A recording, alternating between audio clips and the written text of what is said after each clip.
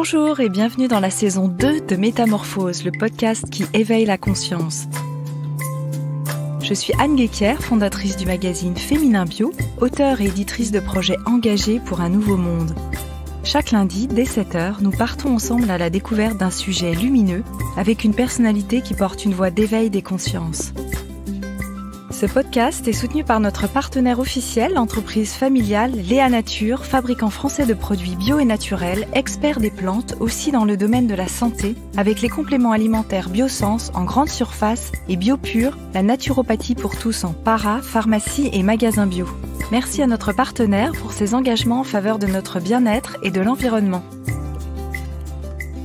Métamorphose, le podcast qui éveille les consciences. Je suis ravie de recevoir aujourd'hui une thérapeute transgénérationnelle qui a aussi créé la méthode de la lecture du corps et l'auteur du livre « J'arrête de subir mon passé » aux éditions Erol. Passionnée par l'humain, la métaphysique et la nature, elle aime observer et décrypter les mouvements de vie. Elle est aussi proche de Michael Rhodes, qui est un enseignant international sur l'amour inconditionnel.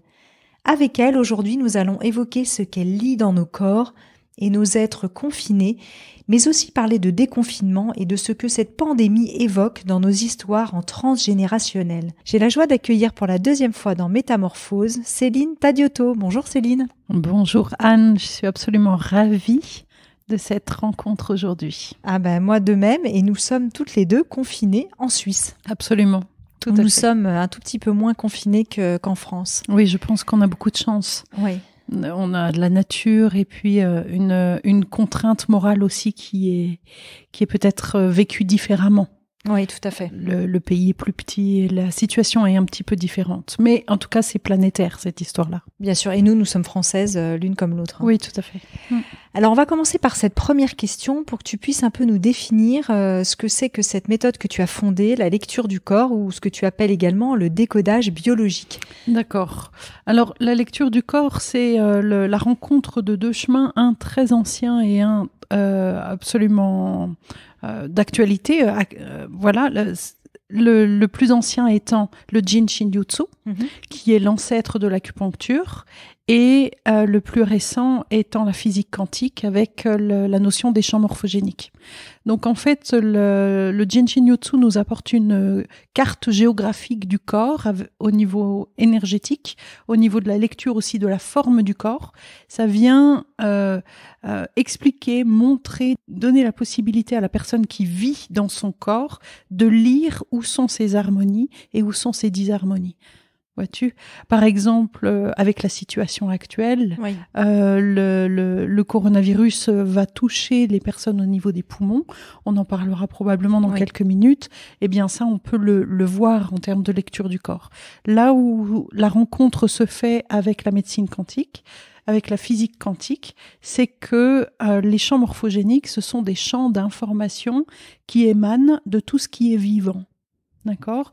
Donc, on peut bien imaginer que là, au niveau planétaire, par exemple, cette pandémie va nourrir un champ d'information, de peur, de réflexion aussi, peut-être sur nos modes de vie, etc., qui va rester inscrit et qui est utilisable, un peu comme une banque de données à laquelle on peut se référer. Ok.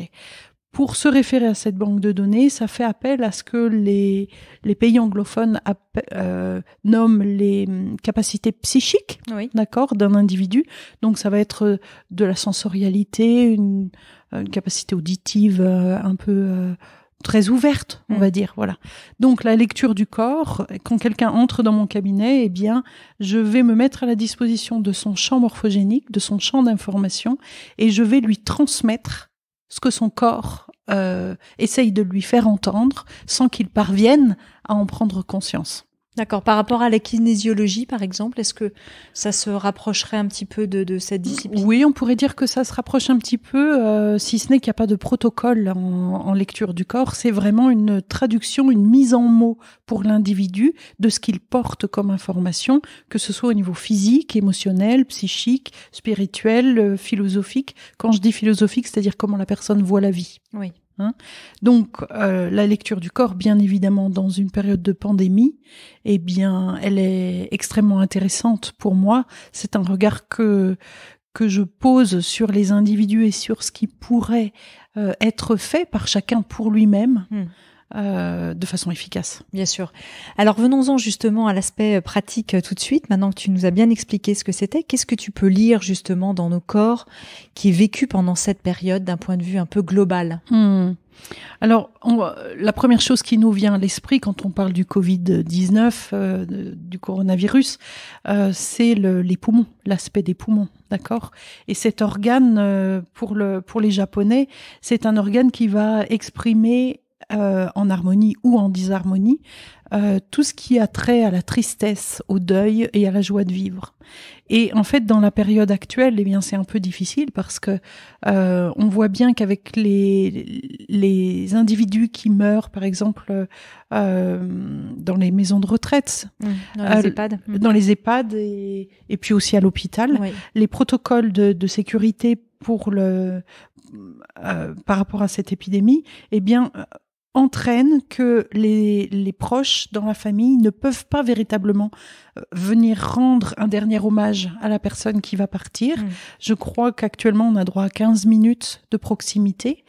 Ça va entraîner des conséquences au niveau transgénérationnel, puisque c'est l'autre de ma spécialité. Oui. Et au niveau transgénérationnel, eh bien, probablement que dans la génération suivante, il va falloir être très attentif au rapport que les individus auront à l'attachement, par exemple. Parce que lorsqu'on est dans une douleur de n'avoir pas pu dire au revoir correctement à quelqu'un, eh bien, il y a plusieurs stratégies d'adaptation, mais l'une d'elles, ça va être d'être dans un trouble de l'attachement. Qu'est-ce que je veux dire par là ? On n'ose plus s'attacher à quelqu'un parce que les quelqu'un, ça meurt. Parce que les quelqu'un, ça disparaît un jour. Et normalement, nos rites collectifs, c'est-à-dire les enterrements, les mariages, les baptêmes, enfin, même faire une fête quand un collègue part à la retraite, tous nos rites collectifs nous permettent de métaboliser ce qui se passe, le temps qui passe et les changements qui sont dans notre vie. Or, aujourd'hui, une partie de la population est tenue de rester chez elle et donc ne peut pas assister au rite collectif. Oui. Et ça, c'est un peu embêtant, en fait. J'ai pu rencontrer plusieurs personnes qui ont eu à vivre des enterrements où ils étaient entre 5 et 15 personnes avec des dérogations. Et c'est presque comme si c'était plus douloureux parce qu'ils ne peuvent pas s'épancher véritablement auprès de toute la collectivité qui viendrait les soutenir. Et en même temps, on n'a pas le choix. Enfin, c'est-à-dire que absolument.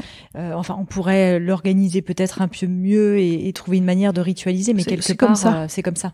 C'est ça. Tu peux rappeler rapidement ce que c'est que la thérapie transgénérationnelle ? On va en reparler. On a fait un podcast. Je renvoie au podcast 40 qu'on a fait déjà à Métamorphose ensemble, qui explique vraiment ce que c'est que la thérapie transgénérationnelle.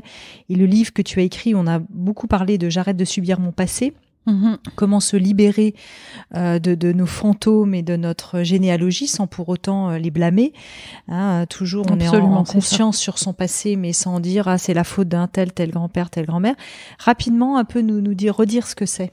Oui, et puis je referai le pont avec les poumons parce qu'on les a laissés, les pauvres, en cours de route. Mais alors le transgénérationnel, eh bien, ça va être la lecture des événements qui ont pu avoir lieu dans le passé, dans les générations précédentes, et pour lesquels ce que l'on n'a pas réussi à métaboliser, comme je viens de l'expliquer, eh bien, va se répercuter dans les générations suivantes. Alors, on a aussi l'épigénétique en ce moment qui est très, très intéressante, mais c'est toujours des stratégies adaptatives pour essayer de survivre à des situations traumatisantes, que l'on s'en souvienne ou non. C'est-à-dire qu'une grande partie s'inscrit dans nos corps, une grande partie s'inscrit dans nos corps émotionnels et une grande partie s'inscrit dans nos corps psychiques. Donc, on est porteur de tout ça et le travail de thérapie transgénérationnelle va viser à remettre de l'harmonie et à assainir, en fait, des situations de blocage, qu'elles soient individuelles ou familiales. D'accord. Et donc là, par exemple, par rapport au coronavirus, eh bien, au niveau des poumons, tu peux bien imaginer que ça fait écho avec certaines situations qui ont pu avoir lieu notamment au XXe siècle. D'accord. Il y a eu, par exemple, au niveau de la guerre de 14-18, les gaz moutarde. Oui, donc on parle d'étouffement là à nouveau. Hein. On parle d'étouffement, mais on parle aussi de technologie. Alors, il va y avoir les gaz motards, mais puis il y a aussi des choses qui sont des maladies qui sont beaucoup plus décimantes. Les gaz motards n'étant pas une maladie, hein, oui. C'est tout à fait juste et clair. Mais par exemple, la grippe espagnole de 1919 a fait 200 000 morts. D'accord. Ensuite, il y a eu la guerre de 39-45, et puis toutes ces années-là étaient également dans un contexte de tuberculose assez avéré depuis le 19e siècle, probablement avant. Et quand je travaillais en service hospitalier, il y a encore des cas de tuberculose. Donc tout ça, c'est des choses dans nos corps, dans notre mémoire cellulaire, c'est très présent le fait qu'il existe un risque collectif à être touché par une maladie, ou bien qu'il existe des risques, on va dire chimiques, à être touché par une pathologie qui va toucher les poumons. De la Shoah. Absolument. Les gens mouraient quand même d'étouffement dans les chambres à gaz. Absolument. Donc on a ça dans notre mémoire collective aussi. Oui, et puis on a aussi toutes les craintes qui s'élèvent actuellement, et la crainte va toucher les poumons également. On a toutes les craintes, tous ces questionnements qui sont tout à fait légitimes, de se dire est-ce que c'est naturel, est-ce que ça est fait dans un laboratoire. On a eu déjà ces histoires avec les OGM et tout ça, et c'est pour cette raison que je parlais de la Deuxième Guerre mondiale, parce que il y a eu aussi beaucoup de traumatismes collectifs par rapport aux expériences, à toutes ces choses-là. Tout ce qu'on peut agir sur l'humain, ou bien qu'il subit d'une espèce de foudre de l'univers, ou tout simplement par passivité collective, c'est-à-dire que j'entendais une soignante hier qui disait que la sédentarité et la mauvaise nourriture, qu'on appelle la malbouffe, eh bien, sont des facteurs aggravants en fait dans la situation actuelle, et de se trouver confiné, mais c'est très compliqué parce qu'en fait ça nous sédentarise, on n'a pas forcément accès à une meilleure nourriture, etc. Donc nos poumons sont très très très sollicités actuellement, dans cette tristesse que j'ai évoquée, dans cette inquiétude, mais il y a un aspect très positif dans les poumons que j'aimerais bien aborder, parce que ça nous donnerait un peu d'air, c'est ça. C'est ça. En t'entendant, j'ai du mal à respirer, comme tu le sais. Moi, j'ai cette peur de l'étouffement et en tout cas, de pas pouvoir respirer. Oui. Ça s'entend parfois dans ma façon de parler, dans mon souffle. En tout cas, moi, quand je me rentends dans les interviews, j'entends un peu ça. Et effectivement, tu vas revenir là-dessus et sur cette bonne nouvelle qui est essentielle, et surtout aussi comment le fait que ça réveille ces mémoires peuvent nous libérer. Oui, tout à fait. Comment on peut s'en libérer, parce que sinon c'est inquiétant, ça réveille ses mémoires, mais qu'est-ce qu'on fait avec ça? Alors déjà, on va commencer par la bonne nouvelle, si tu veux bien. Alors la bonne nouvelle, c'est que les poumons ne s'occupent pas seulement de la tristesse, mais ils s'occupent également de tout ce qui a à voir avec l'abondance et avec la joie de vivre. C'est-à-dire que des poumons qui sont harmonieusement irrigués d'énergie vont amener l'individu à ressentir énormément de joie dans son corps. Donc, dès que j'ai fini de répondre aux différents points qu'on a déjà mis sur la table, je donnerai, si tu veux bien, un petit exercice pour comment amener cette énergie de joie au niveau des poumons. Mais les poumons sont également en lien avec l'abondance. C'est-à-dire que nous sommes presque 8 milliards sur la planète, et on est là dans une possibilité, tous autant qu'on est, les plus riches aux plus pauvres, quel que soit le lieu sur la planète, on respire. C'est-à-dire que de façon abondante, généreuse et continue, on a la possibilité gratuitement d'inspirer l'air et de rendre ce souffle qui nous a été prêté. Et finalement, on respire tous le même air. Vraiment, les poumons porte cette notion d'abondance, de pouvoir respirer abondamment, inspirer abondamment et redonner généreusement sans qu'il y ait jamais de fin à cela. Oui. Et ça, c'est très très important de rester dans cette idée-là, ou en tout cas de la mâchouiller et puis de l'intégrer. Ah oui, effectivement, notre espace d'abondance est tout le temps disponible à l'intérieur de nous. Et je me rends compte au niveau psychologique. Et il est partagé. et le partager Oui. complètement, qu'on le veuille ou non. On peut pas s'empêcher de respirer pour pas que le voisin il ait de l'air. On n'y arrive pas, on peut pas faire ça. On le visualise mieux d'ailleurs avec l'eau. J'ai regardé il y a pas longtemps avec mes enfants ce fabuleux Miyazaki Pogno et la falaise qui se passe à moitié sur la terre, à moitié dans l'eau. Et on voit bien dans cette masse marine, comme c'est partagé, on le ressent moins avec l'air. Oui, absolument. Mais tout le monde n'a pas non plus conscience du fait qu'on est fait à 72% d'eau. Vois-tu, en fait, chacun des éléments, et puis l'énergie dont je parlais, c'est le feu, et puis notre corps, c'est la terre. En fait, ils sont quasiment à proportion égale. Même si on peut pas faire des 400%, eh bien pourtant, c'est le cas. Voilà. Donc, pour ce qui est des poumons, voilà, ça, c'était la bonne nouvelle. Est-ce que tu peux me rappeler l'autre sujet qu'on voulait aborder? Oui, alors, ma question, c'était, on a beaucoup parlé de ce que ça réveille en transgénérationnel chez nous.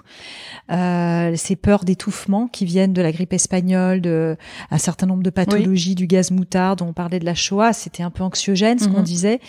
Comment en fait le fait de réveiller ces mémoires, on peut s'en libérer, Céline? Oui, alors l'outil principal de libération des mémoires, c'est la conscience. Et ce qui est un petit peu délicat dans la situation actuelle, en même temps, on a les pieds dedans en ce moment. Donc, c'est difficile de parler avec du recul d'une situation que l'on est en train de vivre. Mais ce qui est un petit peu délicat, c'est que d'une certaine façon, la situation actuelle, elle est la rencontre de différents feuillets de conscience. Soit on est très conscient de ce qui se passe, soit on est dans une conscience de peur, enfin dans une inquiétude collective par rapport à l'avenir de la société, des choses de cet ordre. Mais je rencontre également des feuillets de sous-conscience, je vais appeler ça comme ça, c'est-à-dire de conscience non pleinement réalisée, où les individus peuvent se vivre un petit peu comme dans la télévision, dans les écrans. Ce que je veux dire par là, c'est que jusqu'à présent, on avait à aborder nos mémoires familiales et celles de notre voisin. D'accord ? Or, aujourd'hui, au travers des écrans, on regarde en 1h30 top chrono 15 vies, plus les séries qui vont durer 20 minutes. On absorbe une quantité de mémoire qui est énorme et qui ne nous concerne pas forcément. Et qui est à l'autre bout du monde, alors qu'autrefois, on ne savait pas. Exactement. Oui. Et j'ai remarqué qu'il y a dans cette période de confinement, eh bien, parfois, des glissements dans de la mémoire ou dans de l'actualité qui est en fait, qui était fictive, qui était de l'ordre de la fiction et qui devient actuelle. J'ai vu hier un policier qui a voulu très bien faire et qui a mis en place un drone à Nice qui suit les gens et qui leur dit éloignez-vous, éloignez-vous. Oui. Bien, il y a encore 2 mois, pour moi, c'était de l'ordre de la fiction. Oui. Et aujourd'hui, ça a été réalisé. Quoi qu'on en pense, oui. Voilà. Du processus. Exactement. Je m'exprime pas là-dessus, même si je n'en pense pas moins. Mais ce que je veux dire par là, c'est que pour guérir la mémoire actuelle, il va être important de tenir compte de tous les facteurs qui auront été réveillés et puis aussi des facteurs auxquels on n'avait pas affaire jusqu'à présent, c'est-à-dire cette vie virtuelle que l'on intègre comme de la mémoire réelle. Ça va être très important. Et pour guérir cette mémoire au niveau des poumons, il y a d'abord ce que je disais tout à l'heure, le fait d'être conscient de ce qui a été vécu, chacun dans nos propres familles. Si dans ta famille, il y a eu des événements en lien avec l'étouffement, le travail ne sera pas à faire de la même façon que pour quelqu'un dont une des personnes sera partie dans la Shoah, ni pour quelqu'un qui ne pense pas avoir de mémoire dans cette situation. Oui. Donc ça va être des cas particuliers. Mais au niveau de la société, il me semble qu'il va être très important de retravailler le droit au contact les uns des autres. Parce qu'en même temps que le confinement a été réintégré une mémoire qui a probablement été vécue en 1919, et on oublie qu'il y a eu une très grosse grippe dans les années 60 avec une très grosse épidémie.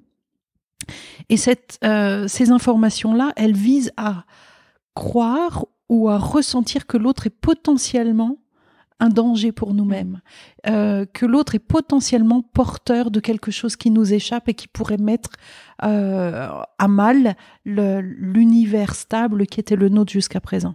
Donc, pour que ne s'engendre pas des mémoires lourdes qui auront besoin d'être travaillées, il serait intéressant de prendre conscience des messages indirects que les individus engrangent en ce moment. Est-ce que la prise de conscience seule suffit? Est-ce qu'on pourrait ritualiser ou en tout cas faire quelque chose ou accueillir, toi qui es aussi une spécialiste de l'amour inconditionnel, comment, au-delà de la prise de conscience, on peut vraiment intégrer ça? C'est délicat comme question, mais parce que le rapport qu'on a les uns vis-à-vis des autres est souvent basé sur le jugement. Or, le jugement entraîne le jugement et la peur, d'accord ? Or, ce sont deux attitudes qui vont entraîner comme, on va dire, un alourdissement de l'énergie d'un individu. J'adorerais pouvoir répandre au niveau de toute la société, comme le dit Michael Rhodes que tu citais au début, mais choisissez l'amour en fait. C'est-à-dire, dans chaque acte, vous avez envie de vous énerver, et puis là, en tant que caissière, vous vous sentez un peu effrayé de voir 150 personnes qui passent toute la journée alors que vous voudriez être avec vos enfants et votre famille, etc. Et vraiment, nos histoires sont toutes différentes, mais si on pouvait juste se poser, respirer, et se dire, je choisis de me recentrer et de répondre à la situation présente depuis le cœur de moi-même, depuis le plus haut niveau de conscience dont je suis porteuse, alors effectivement l'énergie même globale, l'énergie collective serait tout à fait différente. Je me souviens une fois, tu m'avais donné un petit exercice ou parlé d'un exercice, je sais plus, où tu disais on peut aussi mettre un timer, par exemple, dans la journée. Absolument. Pour régulièrement, j'aimais beaucoup ça, si tu peux tu le partager. Tu as tout à fait raison. Oui, c'est une bonne idée. Je l'ai mis aussi dans le livre « J'arrête de subir mon passé ».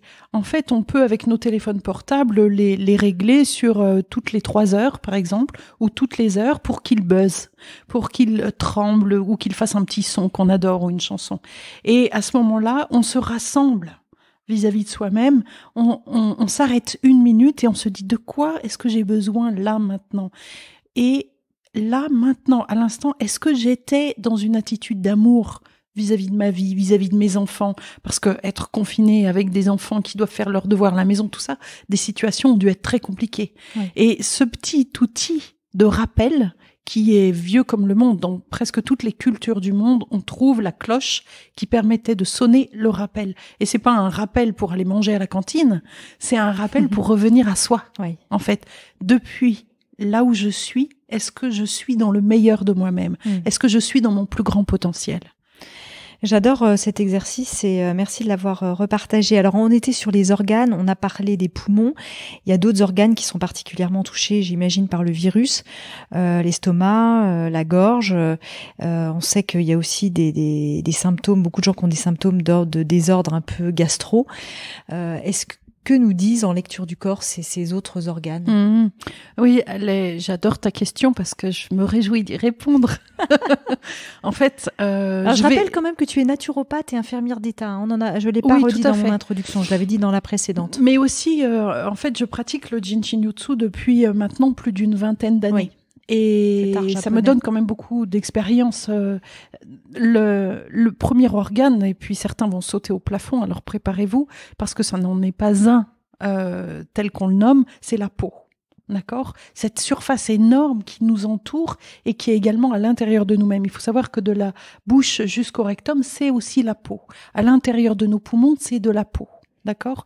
Donc, pour moi, le premier organe dont il serait bon qu'on tienne compte et qu'on prenne soin, oui, ce serait la peau. Et parce que lorsque la peau est en disharmonie, la personne perd la confiance, d'accord ? Et la quiétude. Lorsque l'individu se trouve ébranlé dans son insécurité profonde, alors la peau, les problèmes de peau apparaissent, y compris les pathologies comme l'asthme, etc., qui sont d'une certaine façon des problèmes de peau interne, d'accord ? Pour ça, les Japonais avaient une méthode tout à fait simple. Ils ont énormément utilisé les 5 doigts de leurs mains, et là, j'invite vraiment les personnes à être tout à fait attentives parce que c'est extrêmement simple. Toutes les terminaisons nerveuses et énergétiques qui ont à voir avec l'organe de la peau et de l'estomac et de la rate vont se terminer dans le pouce, d'accord ? Et lorsqu'on entoure son pouce avec beaucoup de douceur et d'amour, bien sûr avec une main on entoure le pouce de la main opposée, eh bien on restaure, on invite ces organes à se réharmoniser, mais également on sort de l'inquiétude et de la sensation d'avoir perdu toute sécurité profonde. Or, là, avec la distanciation sociale, c'est vraiment une histoire de peau. Et puis, avec nos mains qu'on lave sans arrêt, et puis on remet du gel au cas où on porte encore des germes, ce serait vraiment important de pouvoir tenir ses pouces. En allemand, lorsqu'on dit on se serre les coudes, eux, ils disent on se tient les pouces. Ah, intéressant. Oui, et du coup, cette expression veut vraiment dire ça. Mais on voit également que les petits-enfants, les tout-petits, sucent leurs pouces. Dans les 2 premières années principalement, et ça vise à restaurer la sécurité profonde quand un enfant est peut-être dans un environnement qui l'insécurise un petit peu, parce que il est allé à la crèche, la nounou, enfin, on pourrait en parler pendant des heures. Ensuite, eh bien, ça va être tout ce qui va avoir avec la peur, d'accord ? Et là, on va parler plutôt des reins et de la vessie. Oui. D'accord ?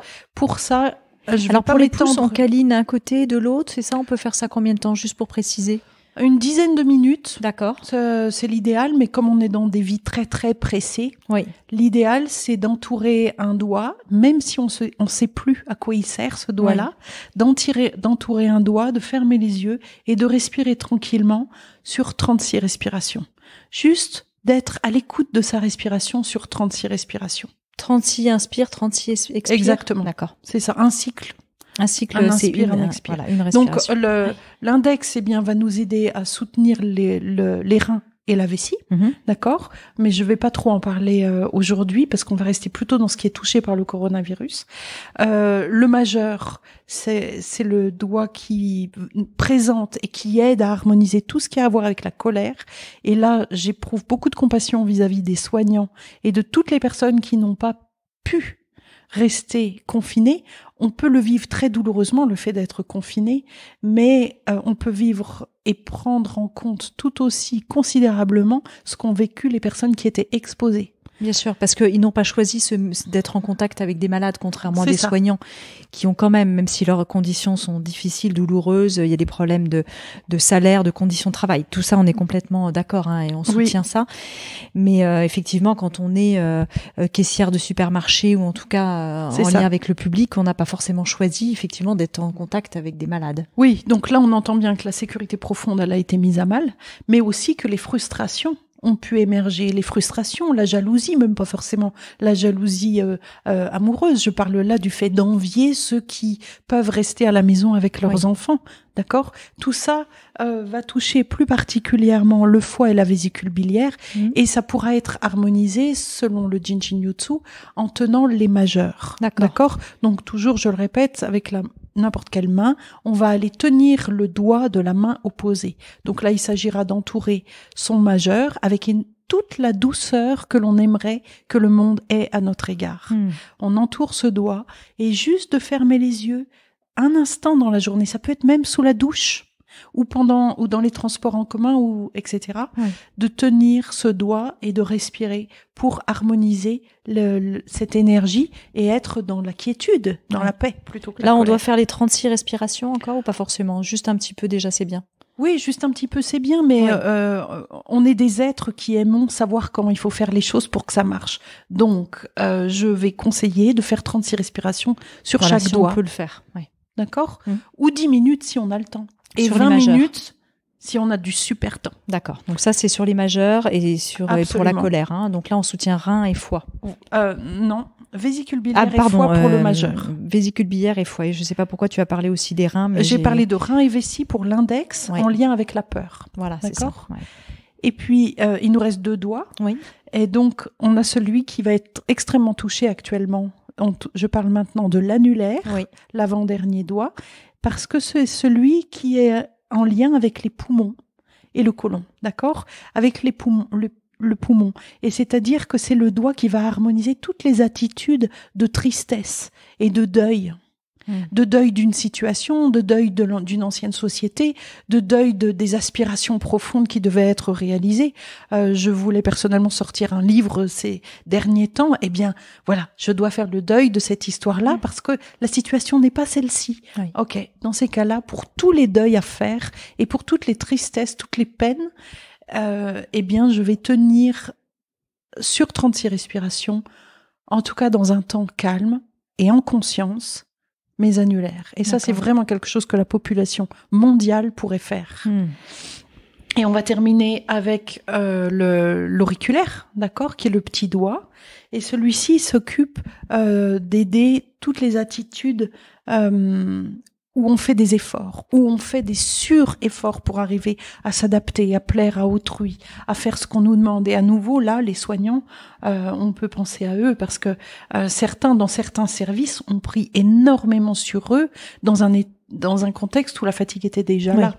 Donc, cet auriculaire va aider pour tout ce qui est de l'ordre de l'effort et du sur-effort. D'accord. On pense aux soignants, mais moi j'ai reçu aussi des témoignages de mamans qui ont des enfants en bas âge, 3, 4 enfants, qui font la classe tous les jours.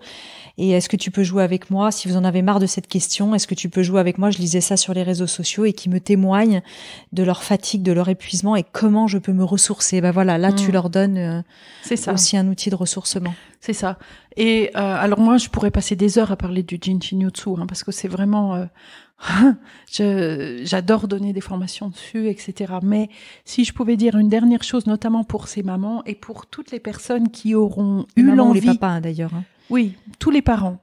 Pour toutes les personnes qui auront eu envie de mettre le buzzer dont on parlait tout à l'heure, le petit rappel, soit toutes les heures, soit toutes les 3 heures, eh bien, lorsque ça sonne, éloignez-vous 2 secondes. Allez aux toilettes, allez dans la salle de bain, asseyez-vous, posez-vous ou bien rentrez dans votre voiture l'espace d'un instant et prenez-vous dans les bras. C'est-à-dire, glissez vos mains sous vos bras, fermez les yeux et sur 36 respirations, vous imaginez que vous inspirez dans le dos jusqu'au sommet de la tête et que vous expirez sur l'avant du corps, comme si on se dépoussiérait, comme si toutes les tensions de la journée partaient. Ça, c'est une respiration.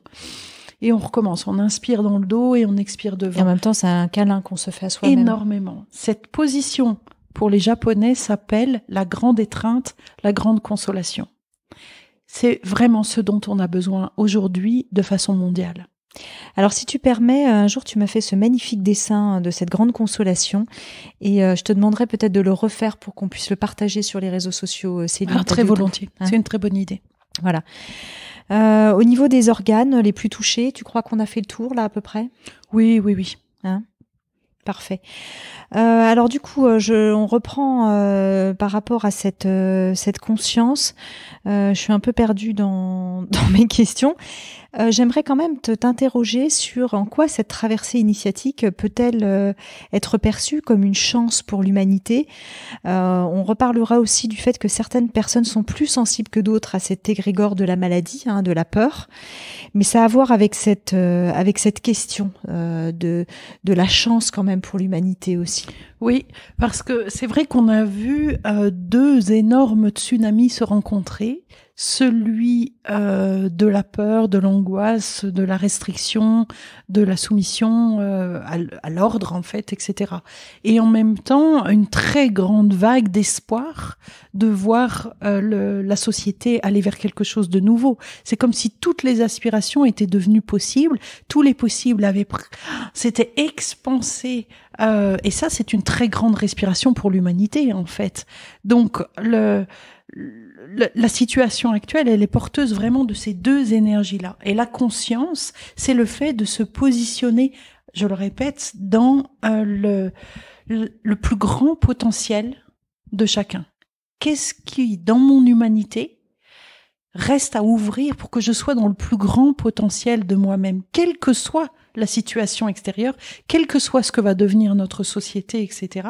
Mais d'une façon symbolique, c'est, comme toute période de changement, une opportunité énorme à s'offrir le droit radical d'être nouvellement dans nos aspirations les plus profondes. Est-ce que ça répond à ta question?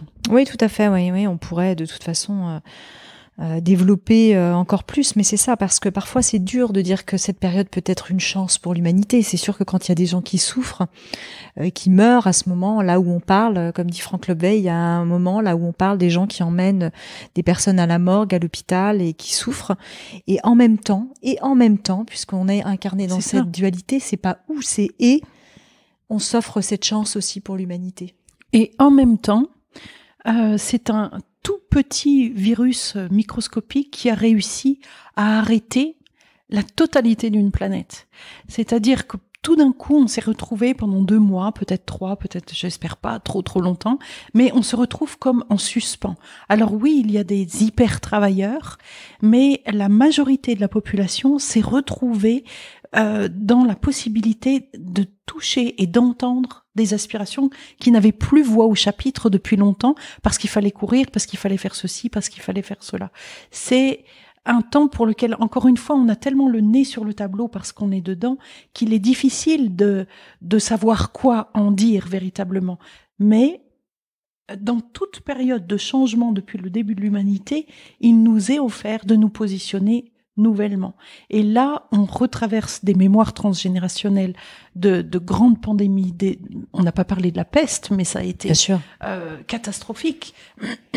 La peste où ils tuaient les chats en pensant que c'était le malin, alors que c'est ce qui aurait pu aussi les sauver. Oui, parce qu'ils étaient porteurs de puces. Mais on pense aussi aux invasions quand Amerigo Vespucci ou Christophe Colomb sont arrivés sur les terres du continent américain.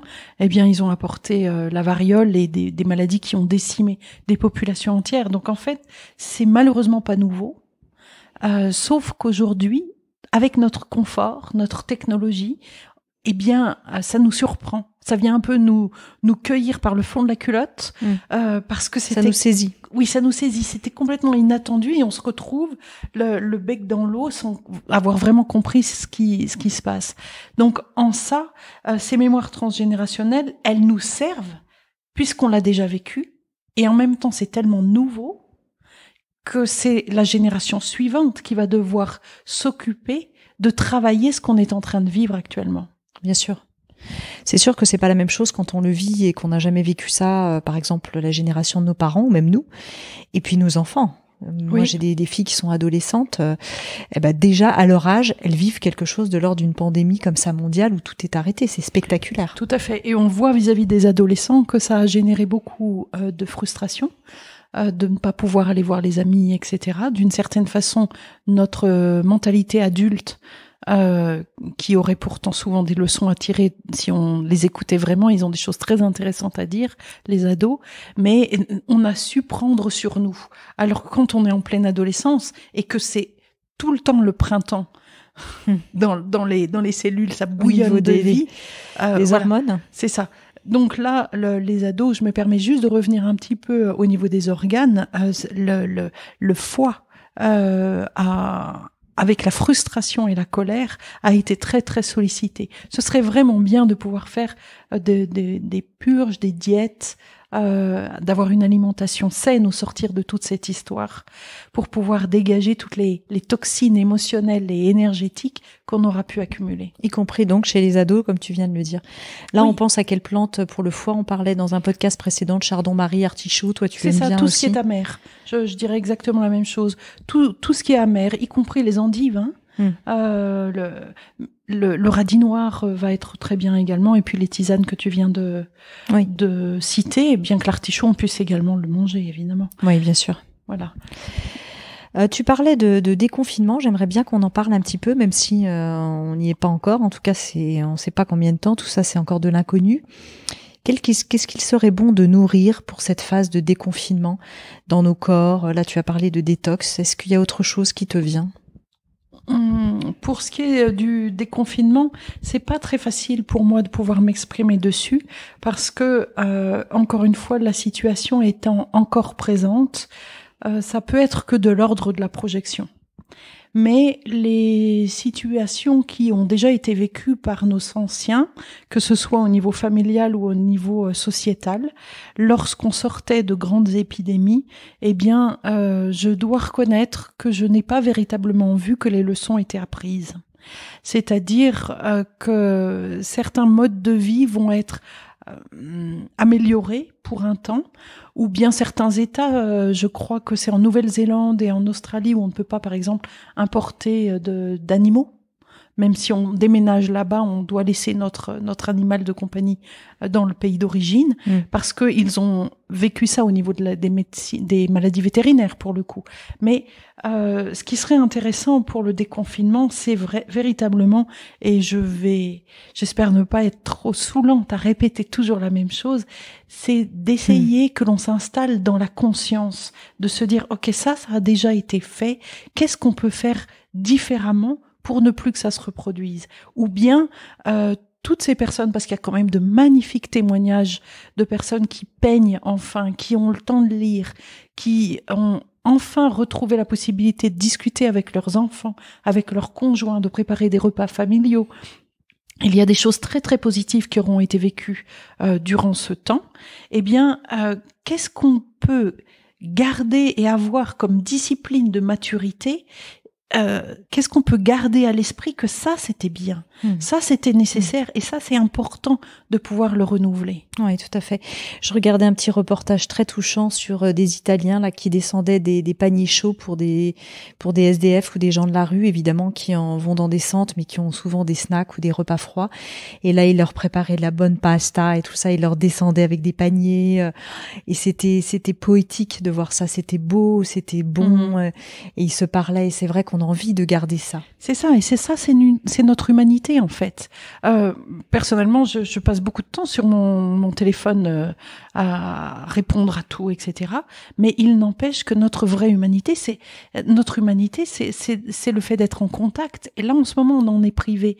Et peut-être que ça va nourrir le besoin qu'on peut avoir les uns des autres. Et peut-être que ça peut engendrer une nouvelle façon de se positionner vis-à-vis de ça. Avec mon conjoint, on a mis des périodes off, de midi à 15h et de 20h à 22h. On n'utilise pas nos tablettes, nos téléphones, nos ordinateurs pour avoir des temps. Oui, pas d'écran, mais surtout pas de communication virtuelle. Oui. Ou alors vous regardez un film ensemble. Ou alors on regarde un film ensemble, ou alors on téléphone à quelqu'un. Oui. Ou on discute ensemble, ou alors on lit. On a, par exemple, remis en place le fait de lire à voix haute. L'un pour l'autre, de partager ce qu'on est en train de lire. Bien, les écrans, c'est une chose absolument magnifique à notre époque, mais ça nous coupe complètement de la nature. Et je ne peux que nourrir le souhait qu'en fait, on en retire des leçons positives de cette situation-là. Et c'est pas un retour au Moyen-Âge que de se rapprocher de la nature, c'est notre véritable origine. Oui. Quand on parlait des éléments en nous tout à l'heure, en fait, on est des arbres qui marchent.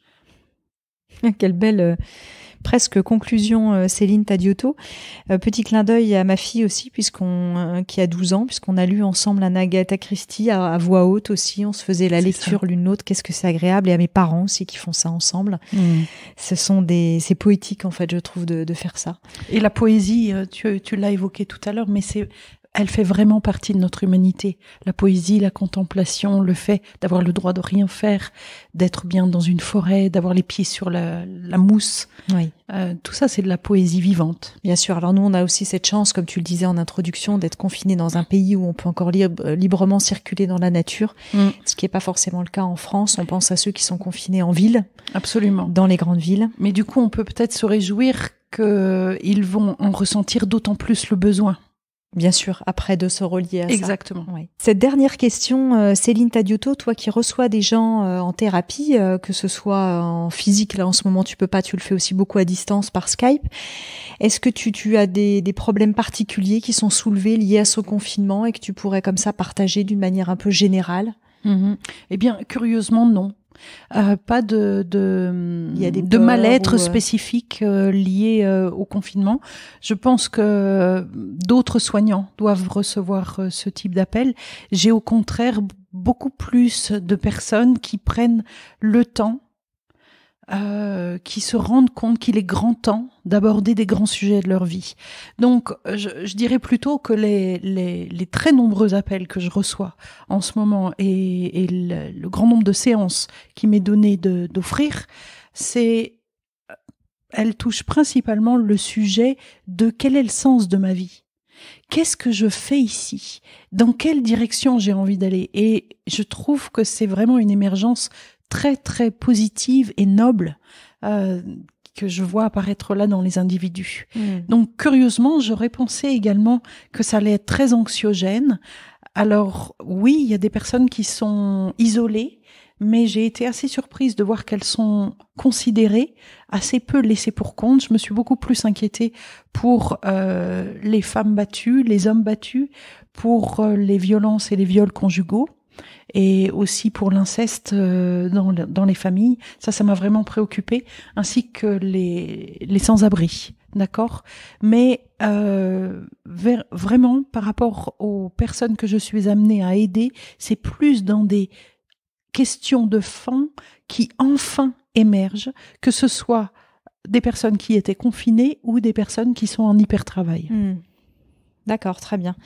Écoute, merci beaucoup Céline Tadiotto. Je rappelle que tu es thérapeute en psychogénéalogie, en transgénérationnel, que tu es fondatrice de la méthode de la lecture du corps, à laquelle maintenant on peut se former depuis cette année, l'année dernière. L'année dernière. Super interview lumière encore en ma compagnie. Je rappelle le titre de ton livre J'arrête de subir mon passé, aux éditions Erol. On a déjà enregistré un podcast sur ce sujet, donc pour toutes celles et ceux qui ont envie d'approfondir la psychogénéalogie, je les invite à écouter ou à réécouter ce podcast numéro 40. Et que tu t'installeras très prochainement dans un endroit en France où tu ouvriras de nouvelles formations. Donc j'invite vraiment tout le monde à suivre ton actualité sur ton site internet que je te laisse donner, Céline. Oui, je te remercie beaucoup. C'est Art et énergie de vie. En fait, il suffit de taper Céline Tadiotto sur le moteur de recherche et on tombe sur le site Art et énergie de vie. Et je voudrais en profiter pour dire que mon petit dernier, le livre L'effet Michael Rhodes, était censé sortir et qu'il est prêt. Donc, il peut être commandé auprès de la maison d'édition qui s'appelle La Maison au Sud. Ah c'est parfait. Tu as bien fait de le mentionner. Je te remercie beaucoup. Excuse-moi, je l'avais omis, mais en plus, tu me l'as montré tout à l'heure. Pardon pour ça. Super enseignant spirituel, Michael Rhodes. L'effet Michael Rhodes pour se connecter à l'amour inconditionnel. Merci beaucoup, Céline. C'est moi qui te remercie. Merci de nous avoir écoutés. Découvrez en avant-première la personnalité de la semaine sur le compte Instagram Métamorphose Podcast. Si vous aimez ce podcast, favorisez sa diffusion en lui donnant 5 étoiles sur Apple Podcast ou sur votre plateforme de podcast préférée. Et surtout, abonnez-vous pour suivre tous les épisodes gratuitement. Merci beaucoup à notre partenaire Léa Nature, une entreprise engagée de nature depuis 27 ans. Premier fabricant français indépendant de produits bio et naturels en alimentaire, cosmétiques, diététique et santé. Je rappelle que les marques bio du groupe Léa Nature reversent 1% de leur chiffre d'affaires pour la planète. Métamorphose, le podcast qui éveille les consciences.